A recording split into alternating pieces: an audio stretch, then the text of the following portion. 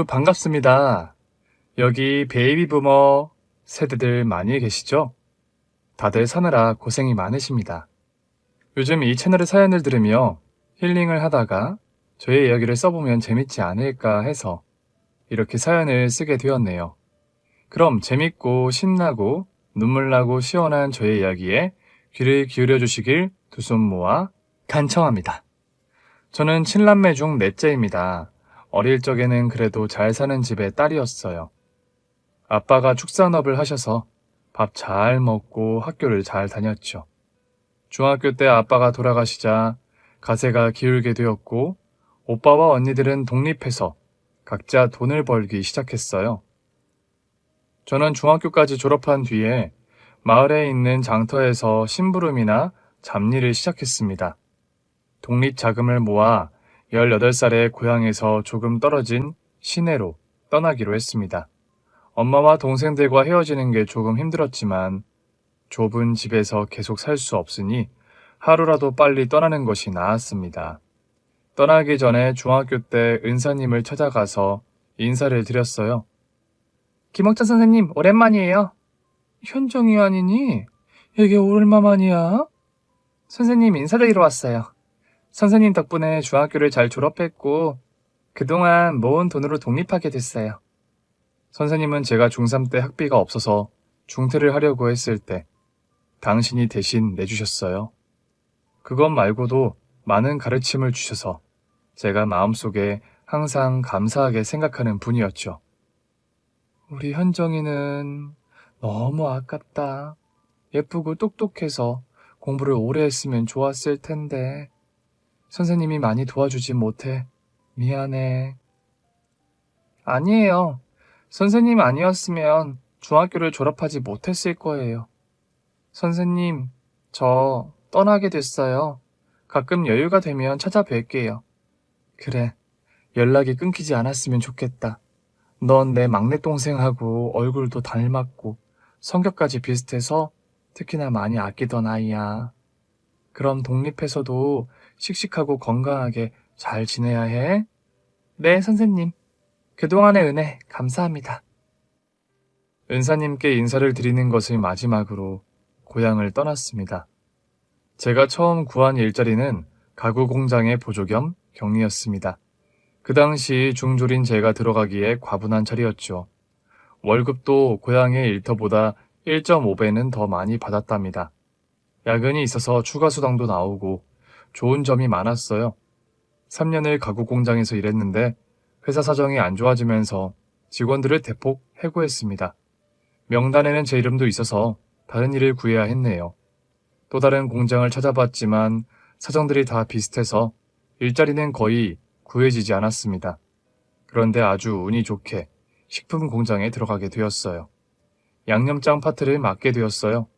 대량으로 생산을 해서 무거운 재료를 여러 번 날라야 했고 배합하는 과정에서 실수만 하지 않으면 충분한 일이었습니다. 그곳에서 20대 중반까지 일하다가 곧 재료를 납품하는 남자와 눈이 맞게 되었습니다. 첫사랑이자 끝사랑이 그 남자일 거라 확신이 들어서 청혼을 받자마자 결혼을 결심하게 되었어요. 남편의 집안도 저희 집안 형편과 비슷해서 양가 집안에서는 바로 승낙했어요. 그런데 그 시절 결혼식은 사치라고 여겨져서 혼인신고만 하고 바로 신혼살림을 차렸습니다. 결혼한 지 6개월 만에 임신을 하게 되어 식품 공장을 그만두게 되었어요. 힘을 많이 쓰고 몸에 무리가 많이 가서 다른 직업을 선택하기로 했어요. 남편은 저에게 식품 공장에서 쌓은 노하우로 반찬 사업을 해보라고 했습니다. 여보, 당신 식품 공장에서 일도 많이 했고 손맛도 좋아서 반찬 잘하잖아. 이번 기회에 가게 하나 내서 운영해봐. 내가 뒤에서 지원 팍팍 해줄게. 정말? 당신은 내가 손맛이 있다고 생각해? 그럼. 우리 어머니가 해준 음식보다 당신이 해준 게 훨씬 맛있다고 했잖아. 어지간한 식당보다 당신이 훨씬 잘해. 내가 보기엔 당신은 반찬 가게로 대박 낼 사람이야. 당신이 그렇게 말해주니까 기가 사네. 좋아, 해볼게. 절대 망하지 않도록 최선을 다해볼게. 당신이 허투루할 사람인가? 다만 힘들까봐 걱정인데 임신 중에 할 수 있겠어? 그야 당연하지. 놀면 뭐해. 난 일하는 체질이라서 나가서 돈을 벌어야 해. 좋아, 해보자. 나중에 애기 낳으면 우리 어머니한테 맡기면 되니까 도전해보자고.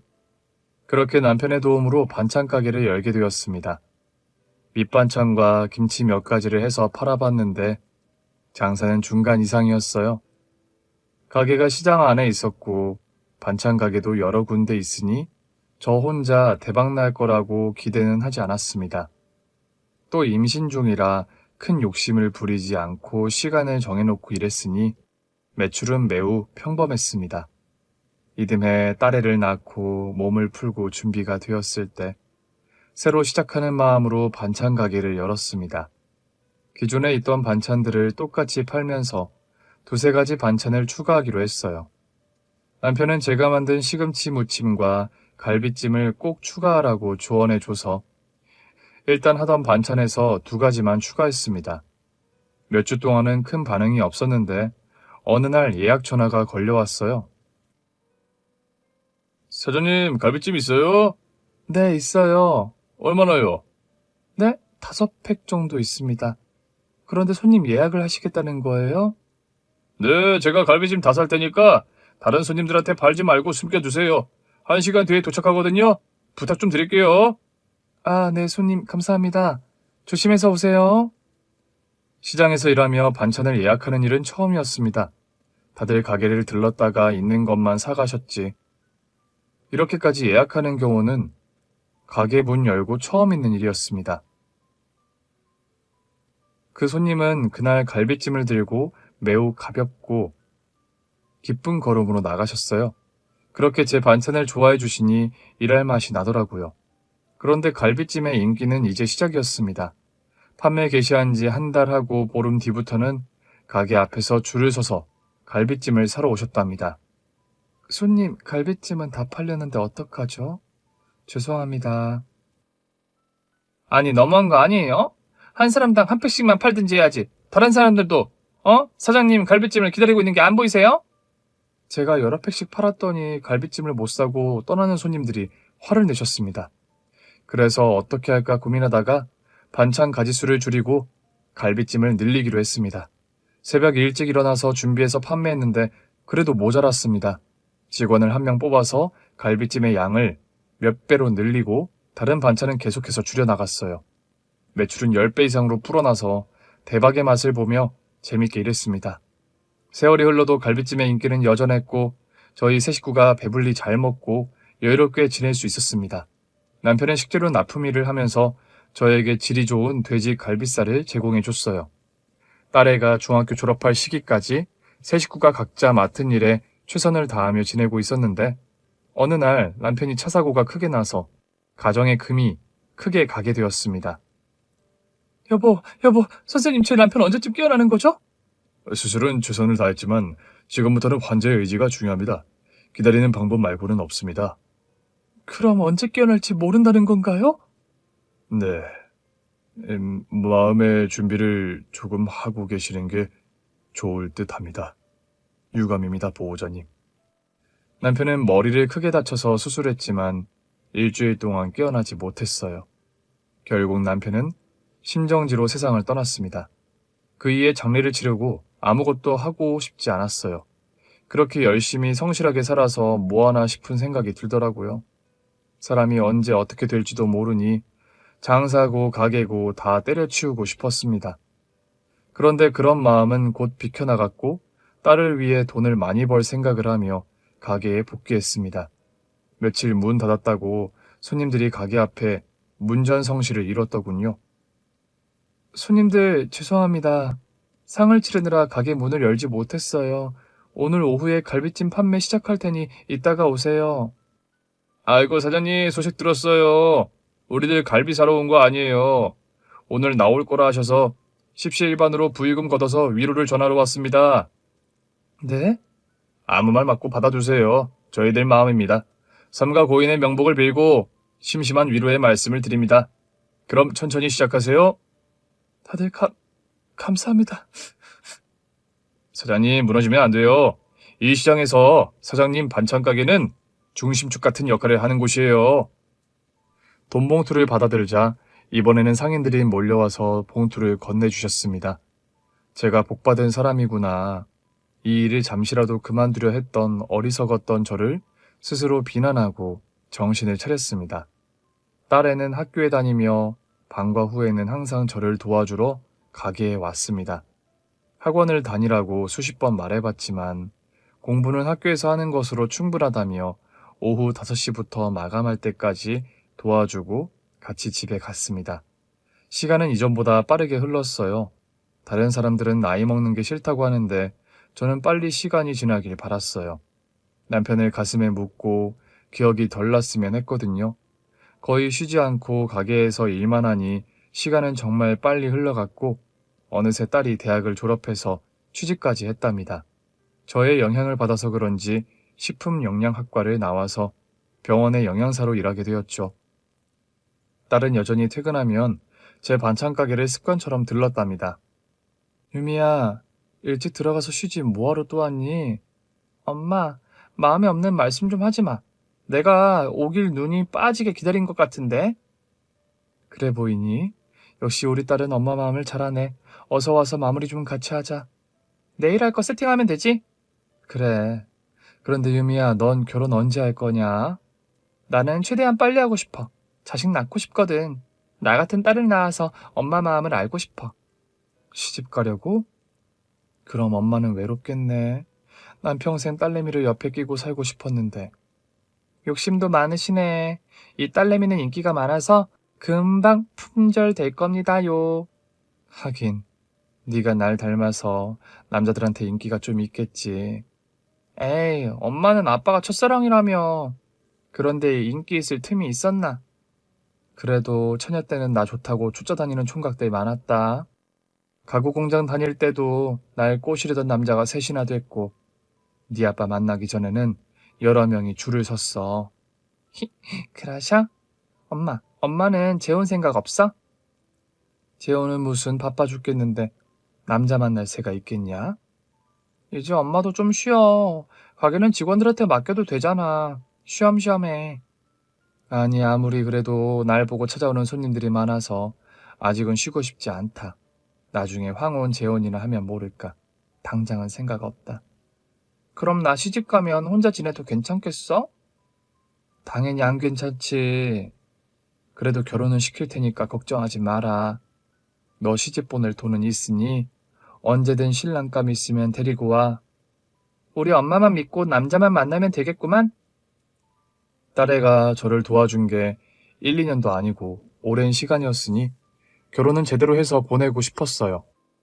그런데 딸애는 생각보다 빨리 결혼할 남자를 데리고 왔습니다. 20대 후반에 결혼할 남자친구를 데려왔어요. 예비 사위는 저도 잘 아는 총각이었습니다. 아니, 김씨 총각, 우리 딸이랑 사귀는 사이였어? 두 사람이 언제 정분이 난 거야? 그동안 김씨 총각 가게에서 맨날 밥을 시켜 먹었는데 이제야 두 사람이 사이를 밝히는 거야? 사장님, 아이고, 이제 어머님이라고 불러야겠네요. 어머님 죄송합니다. 유미가 제 분수에 넘치는 사람이라 쉽게 말씀드리지 못했어요. 아시다시피 저는 부모님도 안 계시고 고졸에 가진 것도 없잖아요. 내가 그런 걸 따질 사람으로 보이나? 이보게 나는 중졸이야. 학교 못 다녀도 지혜롭게 잘 사는 사람들이 지천에 널렸다고. 그리고 부모님 안 계신 게 자네 잘못인가? 학창시절에 부모님이 돌아가시고 자네 혼자 고생하며 지내온 거 보통 힘든 일 아니네. 이것만 봐도 아주 훌륭하고 성실한 사람이야. 어머님, 저를 너무 과대평가하셨네요. 그냥 남들 사는 거랑 별반 차이 없습니다.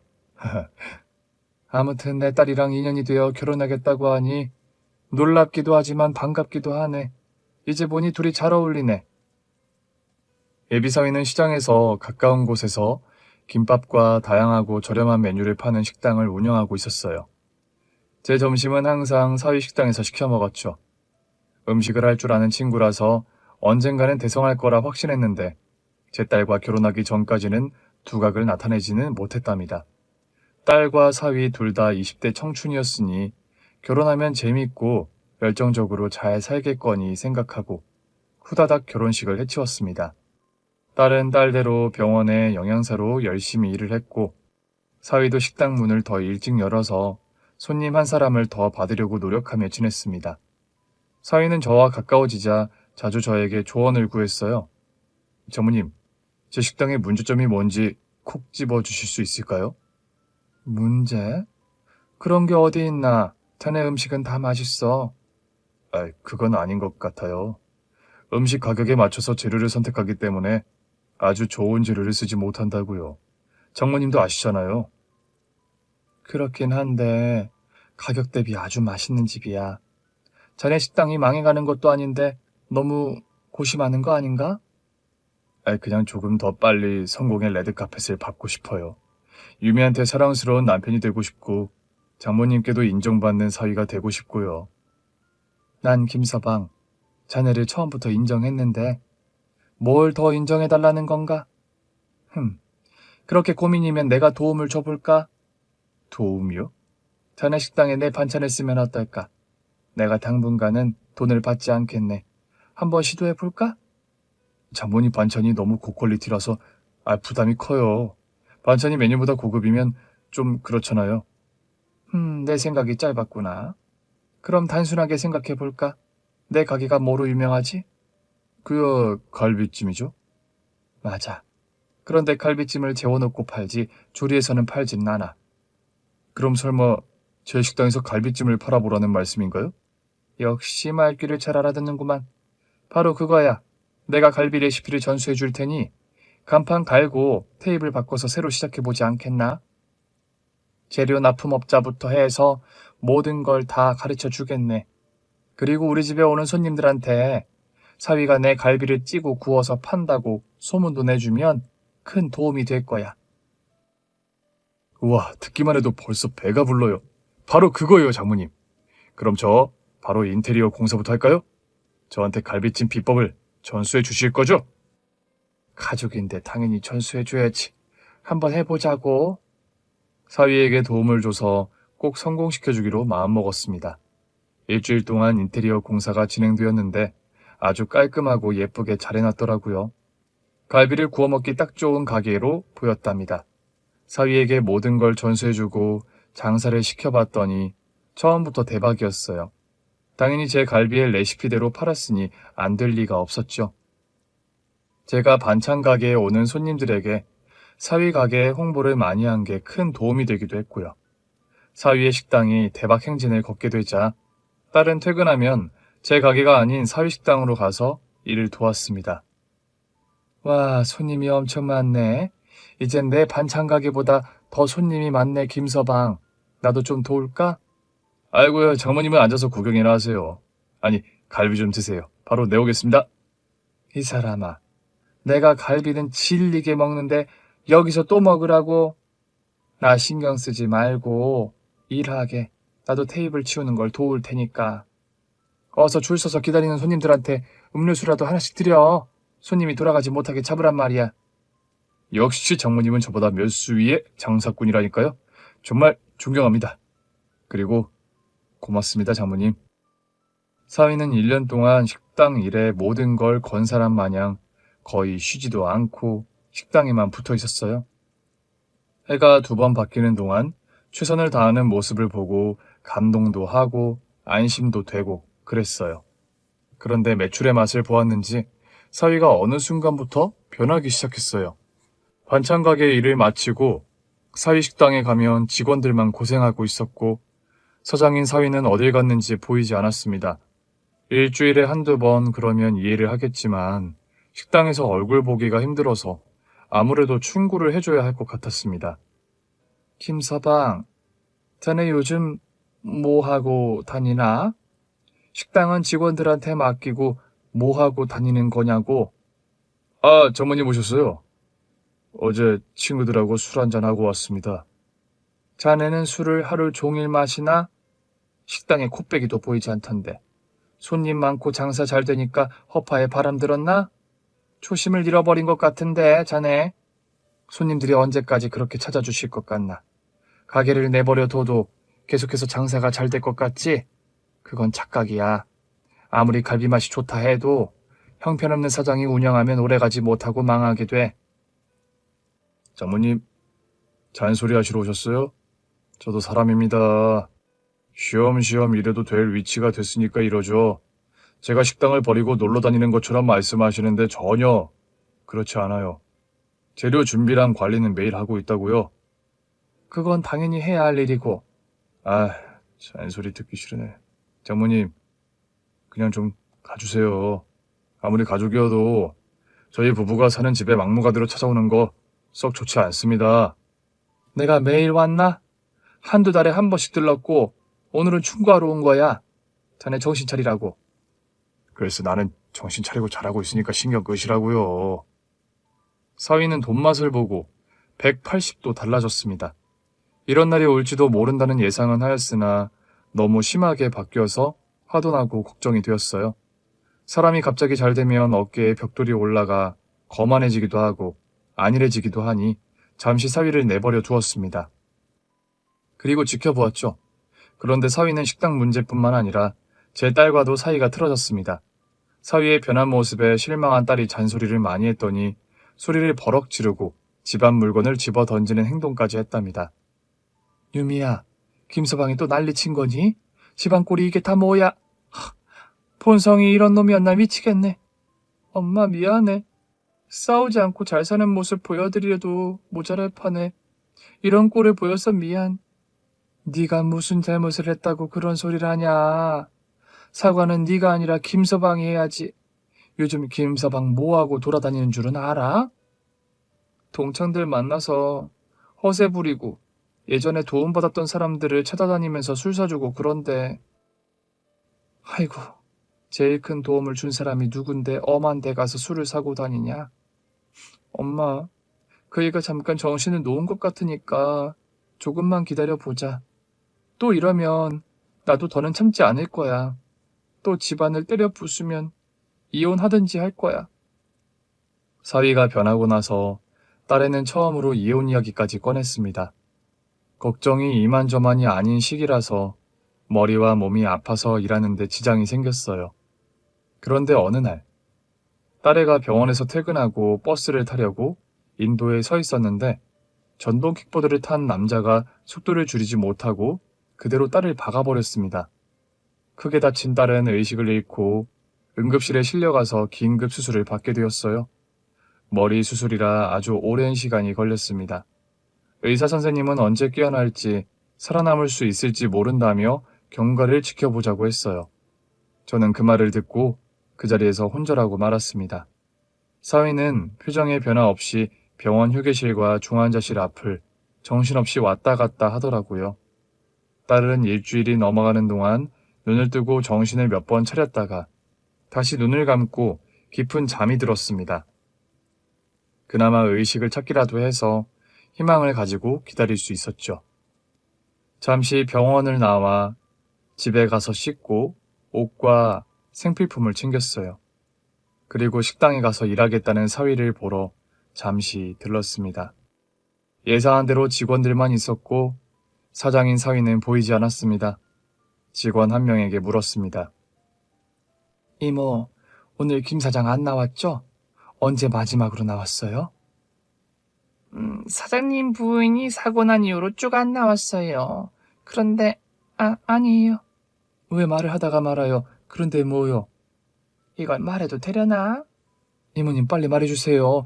나 김 사장 장모예요. 모르겠다. 실은 사장님 애인하고 재혼한다고 했어요. 저도 직접 들은 건 아닌데 다른 직원이 들었대요. 지금 부인하고 혼인신고를 하지 않아서 재혼식을 해도 상관없다면서 결혼 준비 중이래요. 뭐라고요? 그 자식이 재혼을 한다고요? 기가 막혀서. 알았어요. 들어가서 일하세요. 그 말을 듣고 애들 신혼집으로 찾아갔습니다. 사위는 술에 취해 자고 있더군요. 야, 이 나쁜 놈아, 당장 안 일어나? 뭐야, 장모님, 뭡니까? 잠자고 있는데 쳐들어와서 소리를 왜 질러요? 자네, 재혼한다는 게 무슨 소리야? 내 딸이랑 혼인신고를 안 한 상태여서 그냥 버리고 새장가를 간다고? 난 또 뭐라고. 장모님, 제가 송장 껴안고 계속 살 수 없잖아요. 장모님 딸이 병원에서 위중한 상태로 있는데 저도 새 인생을 빨리 찾아야죠. 뭐가 어째? 자네 내 딸을 그렇게 두고 재혼하는 것도 괘씸하고 뒤에서 바람을 피워온 것도 아주 기가 막히네. 아, 그러세요. 그러면 기가 막힌 채로 나가세요. 여기 제 집이니까 나가시라고요. 병원 가서 오늘 내일 하고 있는 장모님 딸이나 지켜보시죠. 아주 대단한 놈이었네. 잠시 어깨에 벽돌이 올라간 게 아니라 그냥 개였구나. 똥오줌 못 가리고 주제 파악 못하고 멍멍 짖는 개자식. 내가 가게 대박나게 해줬더니 은혜를 이따위로 갚아? 이 아줌마가 말이면 다인 줄 아나? 아줌마, 당신이랑 나랑 이제 아무 사이도 아니거든? 아줌마가 갈비찜 알려줬다고 해서 내가 잘된 줄 아나 본데 그냥 노력하던 나한테 기회가 왔을 뿐이거든. 아무튼 송장 되기 직전인 당신 딸한테나 가봐. 아, 난 유미랑 싹 정리했으니까 새 출발할 거야. 그런 줄 알고 다시는 내 눈앞에 띄지 마시죠. 넌 내가 부숴버릴 거야. 하얗게 불태워서 잿더미로 만들어 증발시켜버리겠어. 산전수전 다 겪은 내가 그런 말 한마디에 쫄 것 같아? 아줌마, 그냥 좀 나가. 나 잠 더 잘 테니까 꺼지라고. 사위놈은 전혀 다른 사람이 되어 있었고 이미 돌이킬 수 없는 상태가 되었습니다. 저는 그대로 나오게 되었고 다시 병원으로 향했습니다. 며칠 동안 딸을 지켜보는데 의식을 찾았다 잃기를 반복했어요. 그래도 깨어나기라도 했으니 희망을 놓지 않고 기다렸습니다. 그렇게 며칠 지나고 사위놈이 재혼하는 날짜가 다가왔어요. 식당 직원이 장소와 시간을 알려준 터라 저는 미리 준비하고 결혼식장에 찾아갔습니다. 하객맞이를 끝내고 모두 예식장 안에 들어갔을 때 저는 일행 2명과 함께 식장 안으로 들어갔습니다. 사위놈이 신랑 입장을 신나게 하고 바로 계획한 일을 실행했습니다.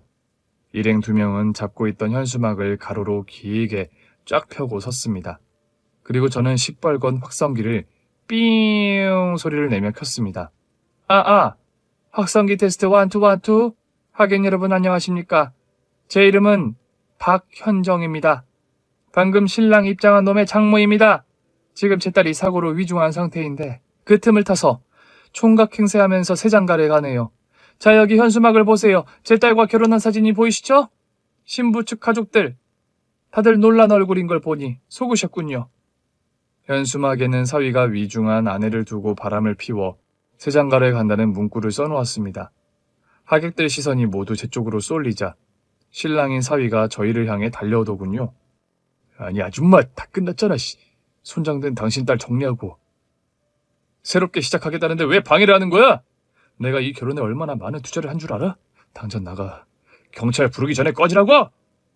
그 순간 누군가 무선 마이크로 사위 등짝을 내리쳤습니다. 주례 보러 오신 분이었는데 제가 아는 분이었습니다. 현정이라. 아주 오랜만이구나. 이름 듣고 긴가민가 했더니 내 제자 김현정이 맞았어. 나 기억하니? 선생님, 김옥자 선생님 맞으시죠? 저 중학교 3학년 때 학비 내주고 많이 예뻐해 주신 선생님. 그래 맞다. 너도 나를 잊지 않고 있었구나. 너 날 찾아오겠다더니 왜 그동안 한 번을 오질 않았냐? 죄송해요. 죄송하긴 오늘 찾아왔잖냐.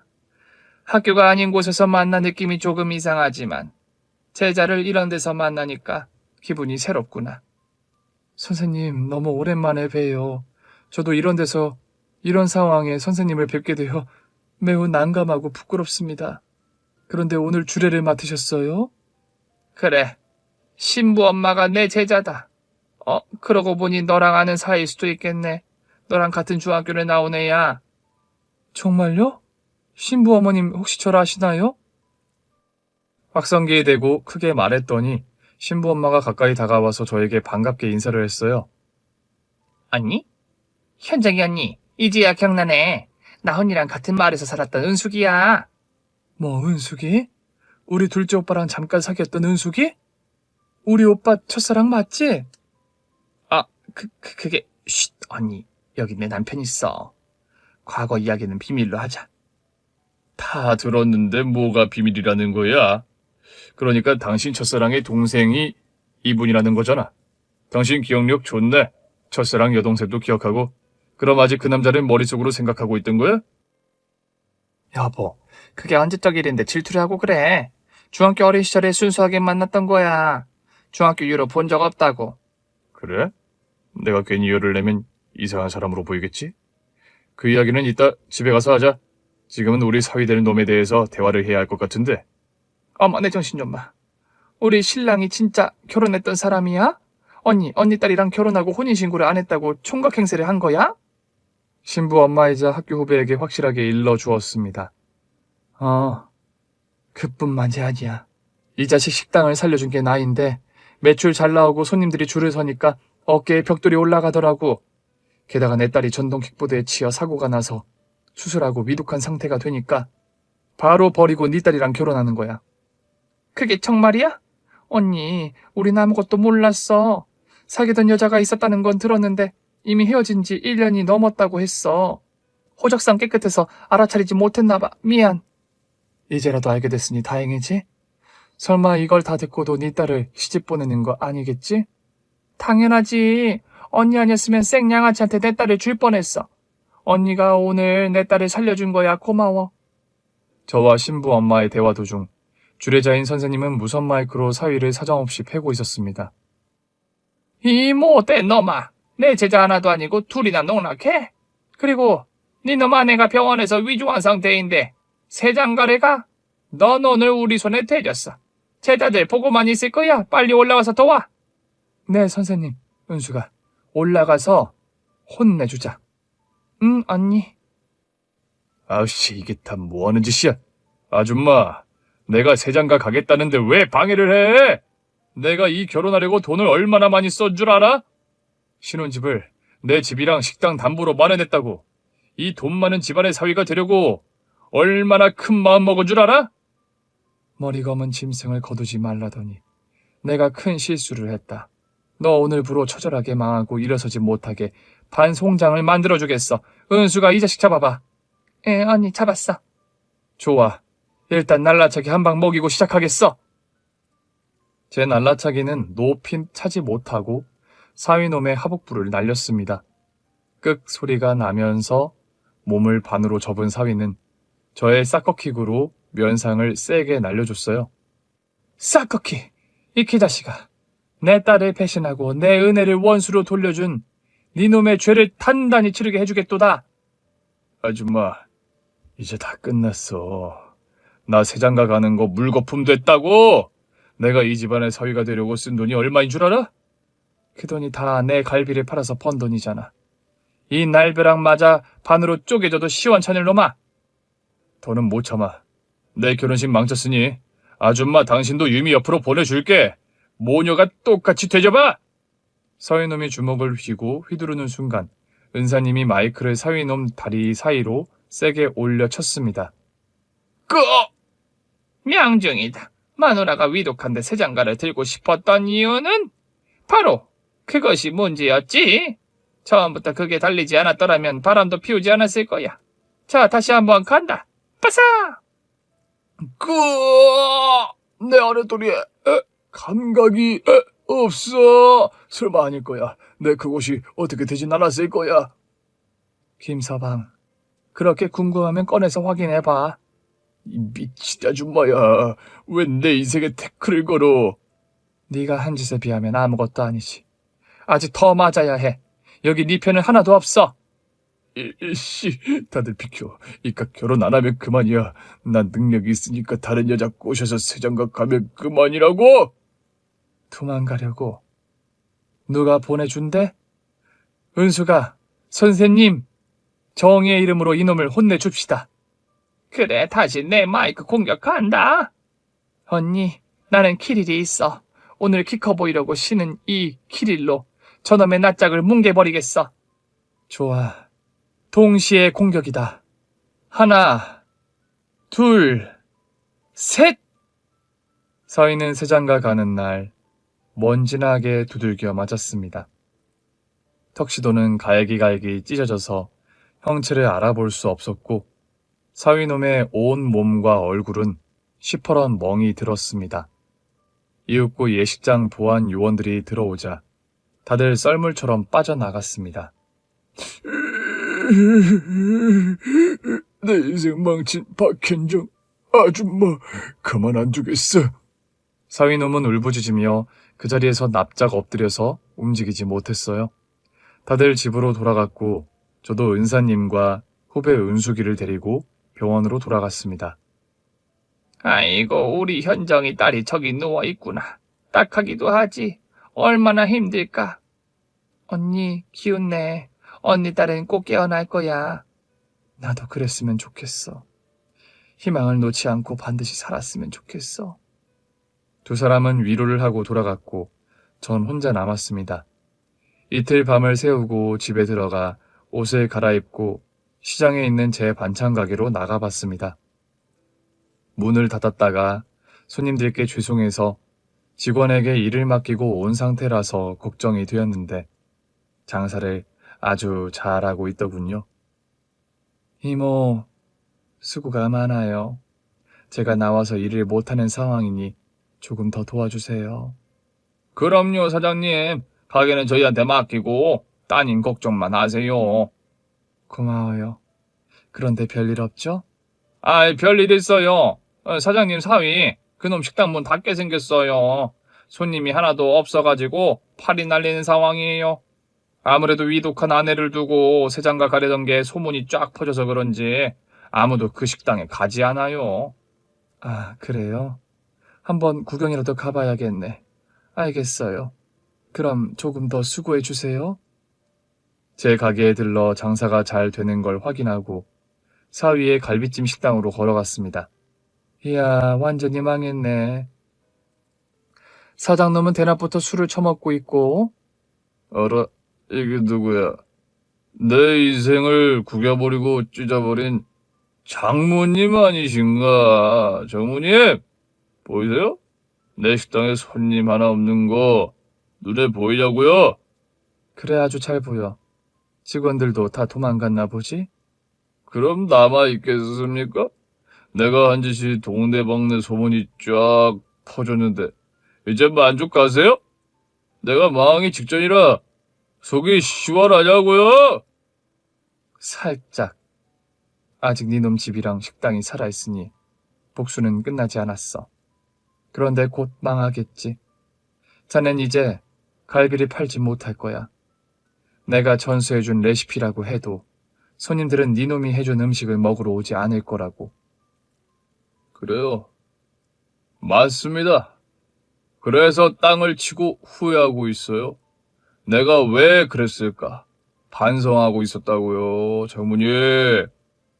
술주정 들어주고 싶지 않네. 자네 꼴을 봤으니 그만 가봐야겠어. 그럼 마저 잘 망해 먹게. 잠깐만요, 장모님.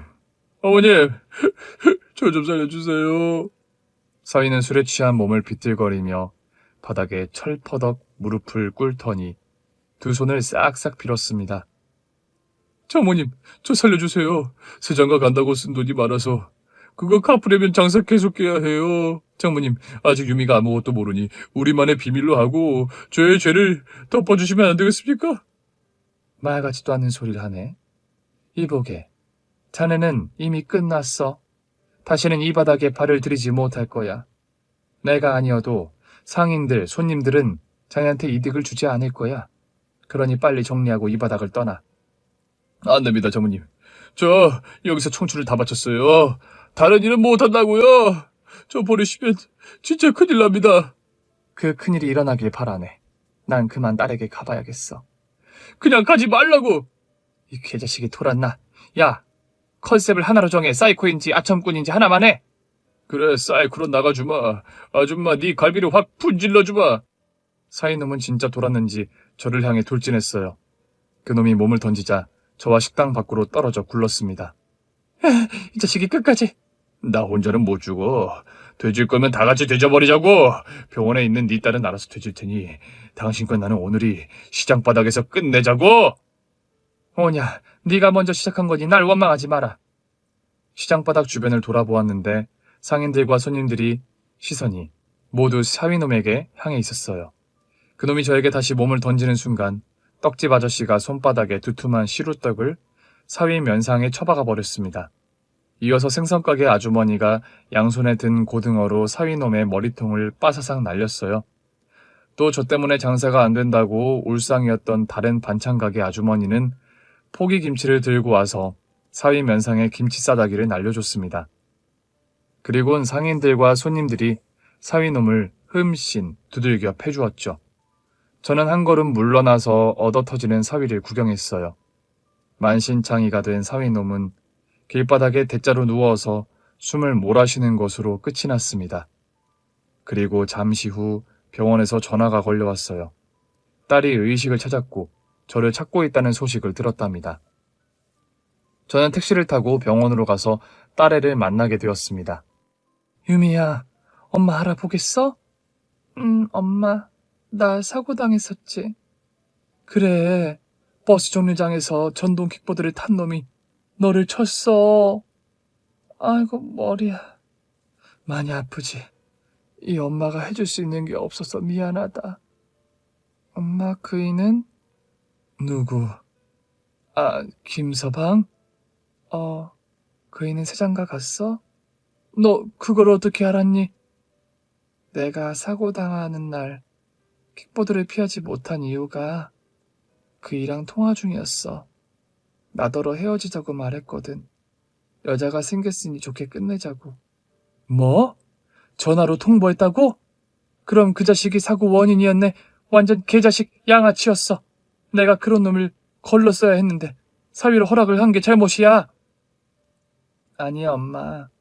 다 남자 보는 눈이 없는 내 탓이지. 아무튼 그놈 세장가 갔어? 아니, 엄마가 그걸 내버려 둘 리가 있니? 엄마가 가서 깽판 쳤구나. 그래, 예식장이 아수라장이 돼서 난리도 아니었지. 그리고 그놈은 이제 장사도 망했고 돈도 다 잃었어. 이야기는 기니까 천천히 들려줄게. 엄마, 나 태어나면 영양사 그만둘래. 다른 일 할 생각이야. 아이고, 벌써부터 일할 생각이냐? 그냥 푹 쉬어. 다른 일을 하는 건 얼마든지 찬성이니까 일단 몸부터 추스르 하고. 고마워. 딸내미는 2달간 입원 생활을 하고 집으로 돌아왔습니다. 몇 주 동안은 통원 치료와 재활을 했고 이후 몸이 정상적으로 움직일 수 있게 되자 저의 반찬 가게로 출근하기 시작했습니다. 엄마, 내가 돌고 돌다가 다시 반찬 가게를 찾아왔네? 아마 중학교 때부터 이미 여기가 내 일터라고 깨달았던 것 같아. 원래 뭐로 가도 서울만 가면 된다고 했어. 공부도 하고 좋은데 취직도 해봤으니 이젠 네가 하고 싶은 일을 하면서 살아도 좋지. 홈그라운드로 온 걸 환영해. 앞으로 부사장으로서 열심히 할게. 딸은 제 반찬 가게에서 일했는데 거의 갈비찜만 만들어냈습니다. 동네뿐만 아니라 타지에서도 주문이 들어와 택배 포장을 해서 판매하게 되었거든요. 똑똑한 딸이 인터넷 판매까지 해보자고 해서 발을 들였는데 이건 뭐 갈비가 부족해서 거래처를 여러 군데 계약해야만 했답니다. 장사가 잘 되는 만큼 베풀고 싶은 마음이 있어 취약계층 노인들과 보육원에 음식을 드리러 다녔고 노숙자 쉼터에도 식사를 한 달에 한 번씩 제공했습니다. 그러던 어느 날 공원에서 줄을 선 노숙자들에게 식판에 밥과 반찬을 담아주는데 낯익은 얼굴이 보였습니다. 3년 만이었지만 그 얼굴을 잊을 수가 없었죠. 바로 사위였습니다. 아니, 자네 노숙자가 된 거야? 나는 갈비찜 좋아한다. 하나 더 줘요, 누나. 엄마, 이 인간 머리가 어떻게 됐나 봐. 그러게, 좀 이상하네. 우리 알아보겠어? 기억 안 나? 예쁜 누나들이다. 나 밥 좀 더 주세요, 누나들. 야, 멍청이 저리 비켜! 밥 받았으면 뒤로 빠지라고! 한 노숙자가 사위를 밀어내자 길바닥에 자빠지며 식판을 엎었습니다. 아니, 사람을 밀고 그러세요? 죄송합니다. 저놈은 노숙자들 사이에서 블랙리스트예요. 자고 있는 노숙자들의 주요 부위를 발로 차고 도망가고 그러는 미치광이라고요. 정신 나간 건 맞는데 하도 괴팍해서 노숙자들이 피해 다닌다고요? 아, 그렇구나. 그런데 어쩌다가 바보가 됐대요? 오토바이에 치였어요. 현장에서 다들 잘못됐는지 알았는데 수술하고 저렇게 바보가 된 거죠. 오토바이 사고라. 유미야, 네가 저놈 때문에 킥보드 사고 당한 거 기억하지? 이게 다 인과응보, 사필귀정, 권선징악인가 보다. 벌을 제대로 받은 모양이야. 헐, 그러게. 조금 불쌍해 보이긴 한데 별 감정이 없네. 엄마, 밥이나 계속 푸자. 노숙자들 식사를 다 챙겨놓고 나자 사위놈이 저에게 다가오더군요. 뭐야, 더 필요한 거 있어? 갈비찜 맛있다. 조금 더 주세요. 누나, 예쁜 누나. 갈비 좋아요. 갈비 다 떨어졌다. 다음에 줄 테니까 가서 아저씨들이랑 놀아. 갈비찜 나도 배우고 싶다. 가르쳐 주세요. 기가 막히네. 바보가 된 놈을 어찌할 수도 없고. 야, 이놈아. 갈비찜은 다음 달에나 먹어라. 썩 꺼져라. 제가 국자를 들고 소리치자 사위는 뒷걸음질 하다가 또 자빠졌습니다. 노숙자들 사이에서도 왕따당하고 아주 외롭게 지내는 모양이었는데 결코 불쌍하거나 안타까워 보이지 않았습니다. 그저 검은 머리 짐승이 진짜로 짐승이 된 거라고 여기고 마음속에서 지워버렸습니다. 그래서 다시 사위의 얼굴을 보지 않으려고 밥차는 다른 동네로 다녔네요. 지금 제 딸애는 재혼을 해서 아들, 딸을 낳고 아주 잘 살고 있어요. 사위는 요식업과 전혀 관련이 없는 평범한 직장인이었습니다. 차라리 일이 겹치지 않는 게 훨씬 좋더라고요. 욕심도 내지 않고 자기가 맡은 일만 열심히 하는 사람이 100배, 1000배 나은 것 같습니다. 이렇게 저의 사위와 있었던 사건과 사고, 반전과 복수, 충격적이고 속 시원한 결말까지 낱낱이 적어보았습니다. 저의 사연을 들으시고 통쾌하고 기분이 풀리는 분들이 많았으면 좋겠네요. 여러분, 머리 검은 짐승을 잘 구분하셔서 저와 같은 일을 당하지 않길 바랍니다. 여기서 저의 사연을 줄이도록 하겠습니다. 경청해주신 여러분께 감사드립니다. 안녕히 계세요. 오늘 준비한 사연은 여기까지입니다. 재미있게 들으셨다면 구독과 좋아요, 알림 설정까지 눌러주세요. 그럼 저는 다음 사연으로 찾아뵐게요. 오늘도 건강하고 행복하세요.